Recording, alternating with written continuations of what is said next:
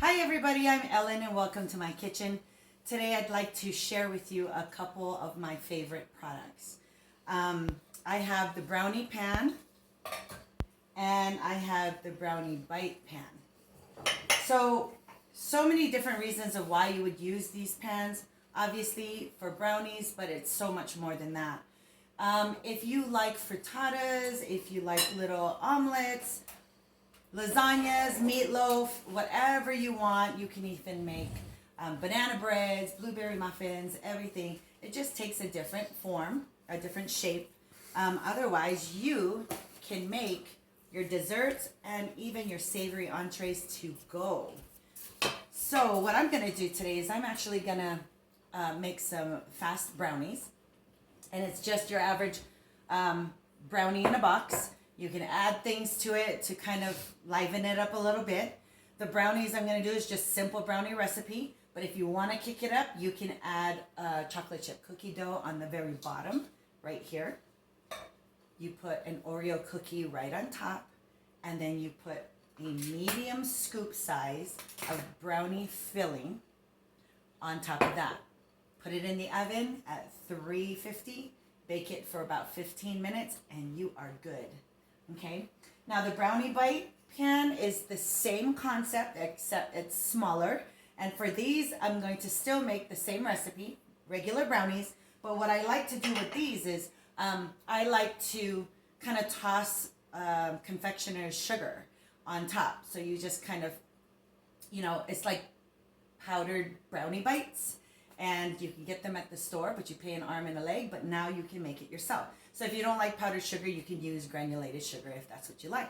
All right, so I'm going to use the large stainless scoop in the brownie pan because I'm not putting anything with it. I'm just going to drop a couple, actually I'll probably make around six little brownie squares. And then I'm going to do, maybe if I have enough, I'll probably do about 2 to 3 rows in the brownie bite pan. Now when you use a pan like this and you know you're not going to fill all the squares up, all you need to do is just fill it up with water, okay? Because you don't want to put empty wells in the oven. And so what you want to do is just fill it up with water, okay? That way it'll balance the pan out a little bit and you're not going to get that burn smell because you don't have anything in there. So I'm switching over to the small stainless scoop, filling the scoop up with the brownie mix and then adding it to the brownie bite pan, okay? I really love the brownie bite pan because it is just that. You have bite-sized pieces. And in this case, you'll have brownie bite-sized pieces. And that's what I like. Plus, too, it kind of makes you think you're not eating a whole lot of calories. Just don't eat 20 of them, okay? And if you do, shh, it's your secret. All right. So it looks like I have plenty enough batter to do a third roll in the brownie bite pan. So that's what I'm going to do. I'm going to do about 3 rows. And then I'll probably go back to the regular brownie pan and then maybe fill out 3 more squares on that. So you can get really creative, guys, with the brownie bite pan too. We have so many wonderful recipes that you have access to. So you can get creative if you want to make that perfect brunch. Or, oops. Okay, now I'm going to switch back over and then I'm going to use the large stainless scoop. Okay. Oh, by the way, I did oil the wells in the pans. Okay, so what I did was I took my kitchen spritzer right here and I spritzed the wells, the squares, so that it could get some oil in it. No need to drown it. What I really like is when you're finished, everything comes out so easily. Okay, so this looks like it's going to be my last scoop. So I'm going to use my mix-in scraper to get everything out here. There we go. Okay. Now, as you can see, I do have some empty wells. I wanted to do, leave it just like this so you could see. I don't know if you could see it very good, but there's quite a bit of rows that are empty. And at this point, I'm just going to take some water and pour it in.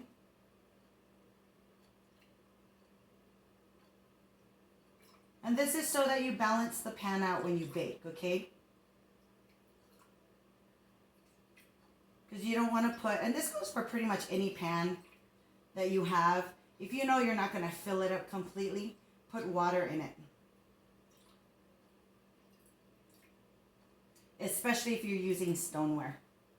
Because you don't want to risk the chance of it breaking in the oven. I have my oven set at 350. I am going to set it for 12 minutes. It's basically rule of thumb 12 to 15 minutes. You check it at 12 minutes. If you need more time, leave it in there till 15. But that's pretty much what I have right here. I absolutely love these pans. So I'm going to put this in and then I'll be right back to show you the finished product. Okay, we are back. I had these in the oven for 12 minutes. And I use the cake tester and releaser. So all you do is you insert it into your brownies. If it comes out clean, it's good. If it comes out wet, then you want to leave it in there for a couple minutes.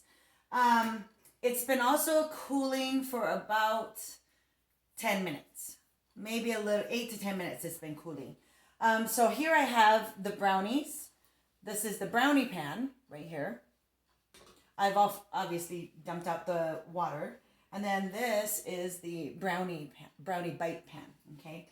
So now when you want to remove your brownies, it's best that you use a nylon tool just because you don't want to scratch up your nonstick pan, okay? So for the brownie pan, I do have the the mini nylon server. And all I do is I just kind of separate on the sides, just kind of loosen it up a little bit, oops, and then lift it up. And then you've got your brownie, okay? And it's so awesome because it comes right out just like that. And then the little brownie bite pan, a couple things I'll use depending, but I like to use this. This is like the peanut butter and jelly spreader, okay? So what I do is I use the harder plastic side and then just kind of insert it on all 4 sides, loosen it up, and then when it comes out, just comes out just like that. Look at that, how cute, right? Okay, so I'm gonna take out a couple more from here because I wanna show you what I do with these. This pan makes it so nice because you can make these cute little gift bags and give them away as gifts. Party favors, anything you want to, give away. It's just a token of thanks or appreciation. Everybody loves brownies. Okay. All right. So I've removed about, I have 5 in here. And so what I did was I just put them in a bowl like this. And of course you can take them all out at the same time. I take my flour sugar shaker, and the one in the catalog is actually stainless steel now. I've got powdered sugar on here. Okay, kind of give it a little toss. I love doing these because I know if I buy it from the bakery or from the store, it's pretty pricey. So when you're finished, let's use my hands here since it's just for me. Okay. This is such a great treat, you guys. The kids will love it. You can put them in like a cute little goodie bag, tie a pretty ribbon on it, and then use it as a thank you. So, or a little holiday treat. So there you go. These are little brownie bites with powdered sugar. And then of course on here, I just have a sample of the brownie pan brownie, and then the brownie bites brownie. So Again, this is the brownie pan, and this is the brownie bite pan. If you would like to give it a try, I highly recommend that you invest in these two pans instead of just getting one. Get two of them, because I'm telling you, you are absolutely going to love it. All of this was created with one box of brownies. So I hope you like this video. Until next time, bye guys.